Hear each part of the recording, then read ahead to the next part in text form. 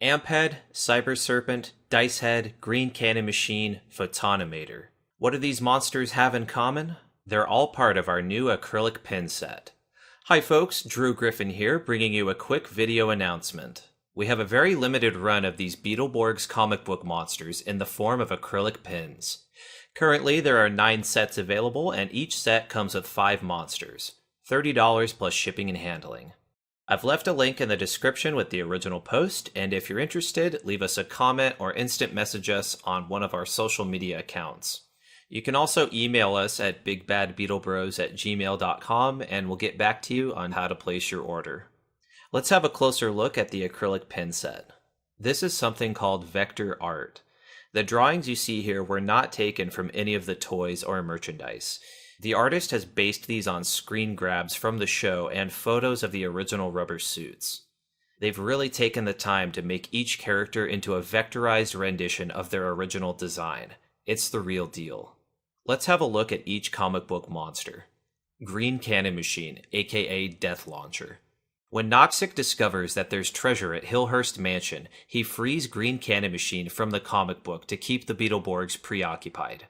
Look how imposing he looks when fully assembled. Rough, jagged, and hard-edged. You can see weird machine-like protrusions on the chest, something of a breathing apparatus on the mouth, and most obvious are the missile launchers on his shoulders and wrists, definitely a force to be reckoned with. Photonimator, aka Gamario. Photonimator is the only monster in this set to have a toy made after him back in the day. And for good reason. A monster that's also a camera? Fucking awesome. In episode 16, the Magnivores kidnap Cousin Oliver and bring him to their lair. Oliver thinks it's all a joke and poses for a picture with them.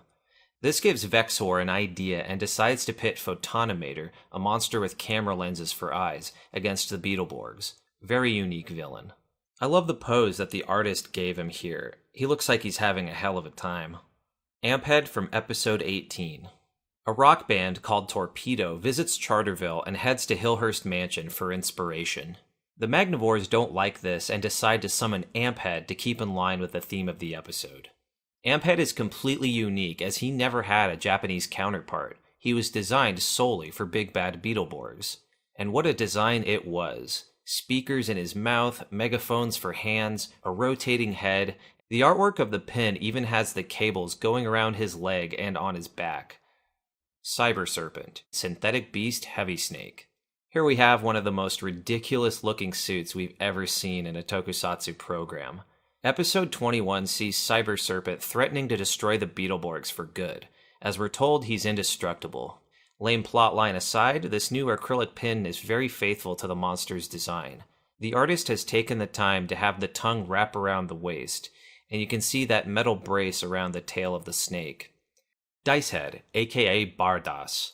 Remember that episode when the Magnivores left an orb in the attic to spy on the gang at Hillhurst? That orb was Dicehead's brain, and if you held it in your hands too long, it would show you your worst fear. Dicehead went after the BeetleBorgs looking for his brain, removed his head, and placed the brain on his shoulders, giving him evil powers and a much scarier demeanor. Here on the pin we can see Dicehead holding the brain in his hand. The artist has done a great job giving him that glittery effect on his body and legs. It looks like the moon and the stars almost. The gems are also present on his collar, gloves, and boots. He even has those spikes on his back that protrude out, keeping in line with that sharp, angular design, making him look threatening. I absolutely love this one. Alright folks, now that you're familiar with the lineup, head on over to our social media, Facebook, Instagram, Twitter, or Gmail to let us know that you're interested in purchasing a set. This is a very limited run, so get yours before we run out. You've been listening to Drew Griffin. Bye for now.